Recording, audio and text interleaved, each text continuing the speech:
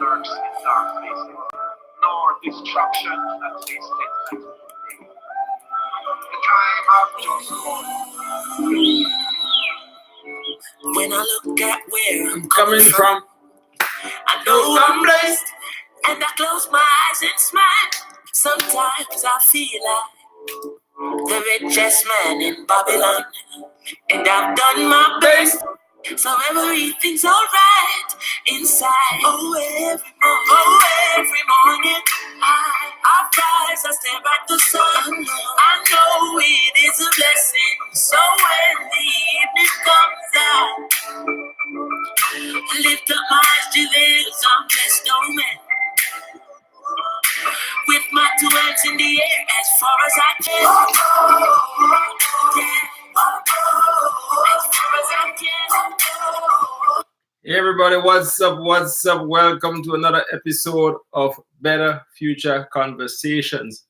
And I wanted to start this week's video with a little bit of chronics, this very exciting, very interesting, very, very inspiring song, I Can.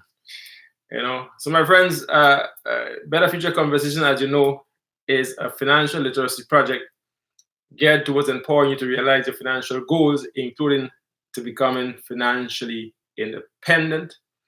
I'm a founder and host, Mike Sylvester. I'm an economist, a residential real estate developer and strategist, and an author. Just to remind you that this project has two components. The first component is my interesting and insightful book entitled The Gradient Dream, a roadmap to a better economic and financial future. The second component is my weekly video series, which addresses some of your concerns, your questions, your comments on the topics explored in the book. Together, they are the perfect complement to help you to revolutionize your financial situation and to put your financial house in order. In this week's video, I will touch on 10 common mistakes that could be costing you. Mistake that you should avoid as you would an infectious disease. My friends, you make thousands and thousands of financial decisions every year without a thought as to how they are contributing to or how they are hurting our financial goals. And in my book, you will find strategies, you will find techniques, you will find, tools that will help you to avoid these costly mistakes. And if you're already making those mistakes, it will help you to correct them, help you to correct, all the financial atrocities that you've been making over the years.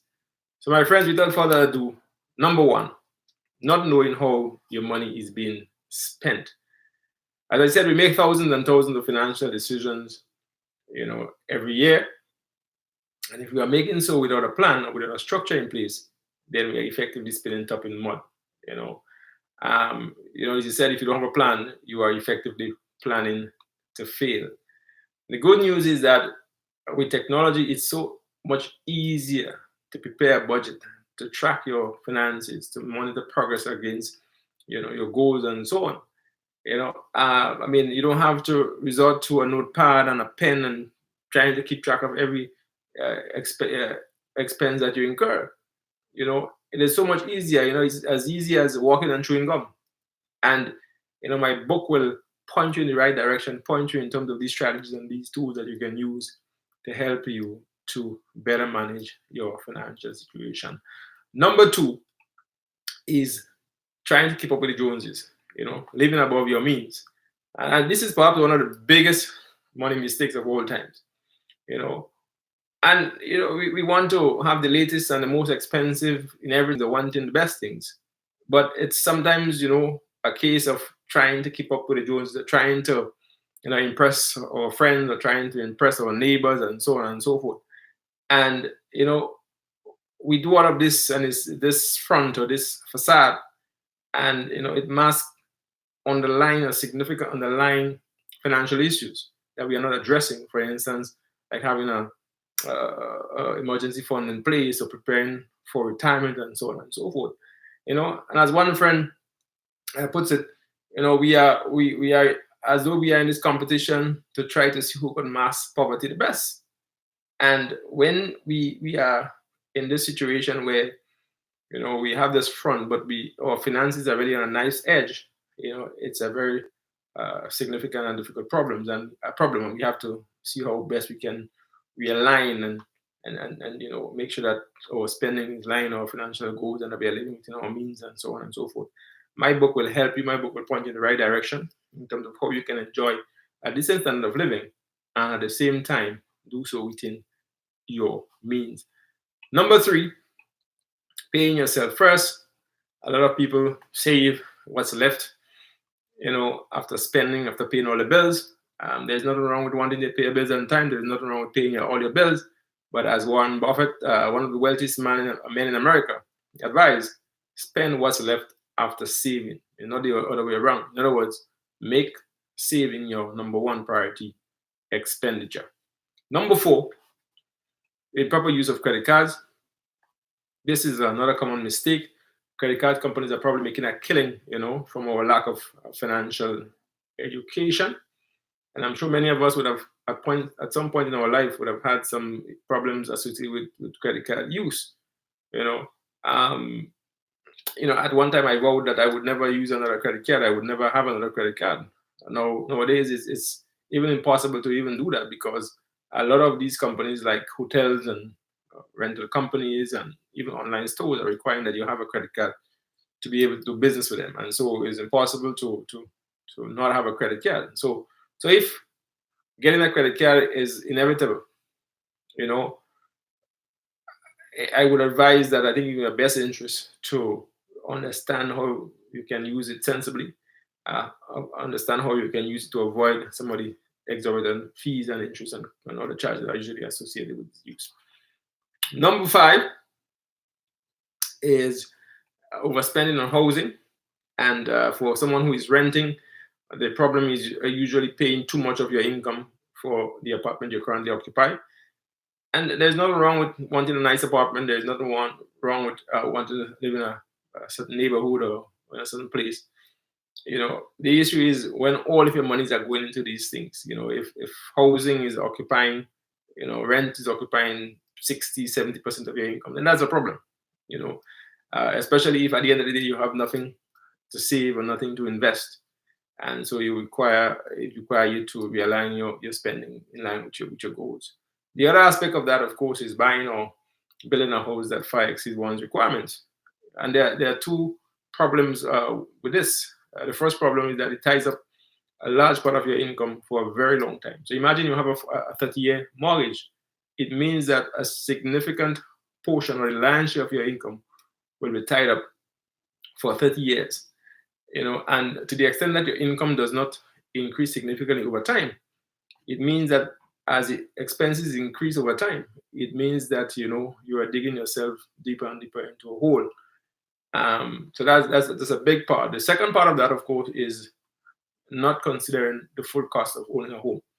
A lot of people think owning a home is just your mortgage and perhaps your property tax and your insurance, but maintenance costs is perhaps one of the biggest surprises when it comes to owning a home. And a lot of people go into owning a home without understanding the full extent of maintenance, and not budgeting for it. And inevitably what happens is that over time the properties are not properly maintained, and so they lose significant value over time. The thing about insurance, about maintenance, is that it's like almost every week or almost every month you have to do something, whether it's plumbing, whether it's electricity, whether it's just things that happen around the house that you have to fix. But these are just some of the small things, and they do add up over time. But there are also the big things, the painting that you have to do ever so often, perhaps once every 10 years or 7 years.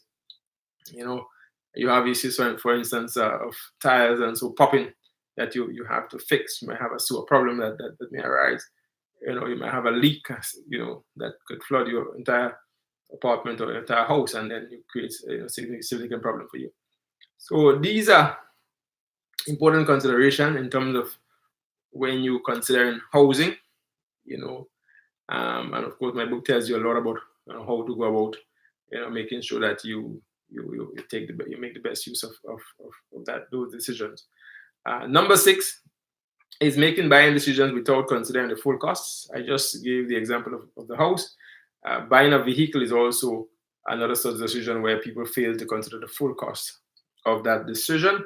The cost of insurance, license, gas, tires, repairs, and so on. When all of these are factored in, it can be quite significant, and the difference could be huge in terms of what you think you're actually paying for your vehicle as opposed to what you're actually paying for it. So, my friends, you need to consider that as well. Moving along, number 7, avoiding the money conversation. Many households, for whatever reason, do not like to talk about money. For whatever reason, and I don't know. But and I've mentioned in my last video the importance of engaging the whole family, even your kids, in terms of trying to get them involved in the solution, in terms of trying to get them involved in working towards the overall financial goal. So basically, what happens if you don't do that? Invariably, what will happen is that instead of working together, the household will end up working against each other in terms of when it comes to realizing financial goals. Number 8, not preparing for the future, and that is many times the problem of the young. We feel like we have time, we feel we can wait, we'll start next year, we'll start in the next 5 years, and so on and so forth. And we don't really start preparing as soon as possible when we should. And to adopt this kind of careless and complacent attitude towards the future, the future will take care of itself, and so on and so forth. It's really resigning ourselves to a life of penury, a life of financial hardship, a life of poverty, and so on. There is no better time than now to start to plan for your future. My book, of course, will goes into details in terms of helping you to prepare for retirement and helping you to avoid retirement blues. Number 9 is investing in liabilities or not investing at all. There's a enormous inertia around investing for a number of reasons. I mean, investing on the stock market, for instance, is could be quite complex, and if you're not sure what you're doing, you can lose significant amount of monies. But it is something that is an area where you can, in fact, earn a significant amount of monies. My book goes into can invest locally, regionally, and internationally. But investing more generally, a lot of people tend to invest in sometimes the wrong things. Some people sometimes hold certain things as their greatest investment or the major investment, and so on, when in fact it's a liability. My book will explain the difference and show you how you can, in fact, sometimes turn a liability into an asset or into a real asset as opposed to a fake asset. Right. And number 10, last but by no means the least, failing to educate oneself about money. And that is, again, very important. I think all the other mistakes I've mentioned above, they link to this in one way or the other. Is all boils down to making financially responsible decisions about your scarce resources. And to the extent that you have good knowledge, a good understanding about money, you would avoid some of these mistakes. So I want you to, my friends, to do this for your family, do this for yourself. Learn as much as you can about managing money. My book will help you. My book is replete with strategies, replete with tips, with tips, with tools, with techniques to help you to get a better understanding about money, to elevate your financial literacy skills. So do not hesitate. Get a copy now, and trust me, your future self will thank you for making this decision. So that's it, my friends. Before I close, thank you again for viewing. Don't forget to like this video. Don't forget to subscribe to my channel.